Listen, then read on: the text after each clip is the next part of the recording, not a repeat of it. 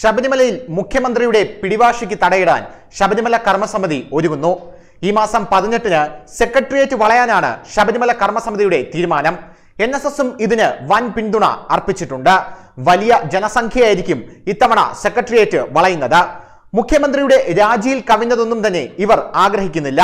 അതേസമയം തന്ത്രങ്ങൾ മെനയാൻ ഈ മാസം 15-ന് പ്രധാനമന്ത്രി നരേന്ദ്രമോദി തന്നെ കേരളത്തിൽ എത്തുമെന്നാണ് സൂചന.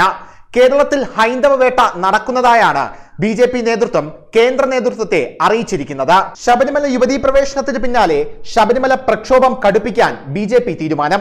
ഇതിന്റെ ഭാഗമായി ദേശീയ നേതാക്കളെ അടക്കം രംഗത്തിറക്കി ഈ മാസം 18-ന് സെക്രട്ടേറിയറ്റ് വളയാനാണ് BJPയുടെയും ശബരിമല കർമ്മസമിതിയുടെയും തീരുമാനം.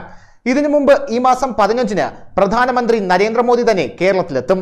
പണി പൂർത്തിയാകാത്ത കൊല്ലം ബൈപ്പാസ് ഉദ്ഘാടനത്തിനും പിന്നാലെ BJP നേതൃയോഗത്തിലും അദ്ദേഹം പങ്കെടുക്കും. ജനുവരി 27-ന് തൃശൂരിൽ യുവമോർച്ച യോഗത്തിലും അദ്ദേഹം പങ്കെടുക്കും. പ്രധാനമന്ത്രിയെ കൂടാതെ കൂടുതൽ ദേശീയ നേതാക്കളെയും പ്രമുഖരെയും രംഗത്തിറക്കാനും BJP ആലോചിക്കുന്നുണ്ട്. BJP അധ്യക്ഷൻ അമിത്ഷായും കേരളത്തിലെത്തുമെന്നാണ് വിവരം.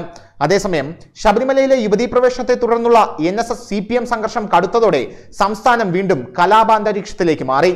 നേതാക്കന്മാരുൾപ്പെടെയുള്ളവരുടെ വീടുകൾക്കും സ്ഥാപനങ്ങൾക്കും നേരെ ആക്രമണം വ്യാപകമായതോടെ സംസ്ഥാനത്തൊട്ടാകെ അതീവ ജാഗ്രത പുലർത്താൻ DGP ലോക്നാഥ് ബെഹ്റ പോലീസ് സേനയ്ക്ക് നിർദ്ദേശം നൽകി.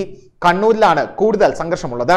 കണ്ണൂർ ജില്ലയിലെ ഇരിട്ടിയിൽ CPM പ്രവർത്തകൻ VK വിശാഖിന് വെട്ടേറ്റു. പാപ്പനശ്ശേരിയിൽ BJP അഴീക്കോട് മണ്ഡലം സെക്രട്ടറി ബിജു തുത്തിയലത്തിന്റെ വീട് അടിച്ചു തകർത്തു. പരിയാരം ചെറുതാഴത്ത് RSS കാര്യാലയത്തിന് തീയിട്ടു. ടിവിയും ഫർണിച്ചറും ഉൾപ്പെടെയുള്ളതെല്ലാം അടിച്ചു തകർത്തു. ഇന്നലെ രാത്രി BJP നേതാവ് V മുരളീധരൻ MP-യുടെ വീടിന് നേരെ ബോംബേറുണ്ടായി. കണ്ണൂരിൽ 19 പേരെയാണ് ഇതുവരെ അറസ്റ്റ് ചെയ്തിരിക്കുന്നത്.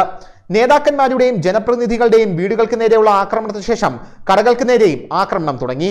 മലപ്പുറം ജില്ലയിലെ ചേളാരിയിൽ BJP പ്രവർത്തകനായ പുരുഷോത്തമന്റെ കടയും അടിച്ചു തകർത്തു. സംസ്ഥാനത്തിൽ പലയിടങ്ങളിൽ നിന്നായി 204 പേരെ കരുതൽ തടങ്കലിൽ ആക്കിയിട്ടുണ്ട്. പലയിടത്തും അറസ്റ്റ് ഇപ്പോഴും തുടരുകയാണ്. News desk Malayalam express.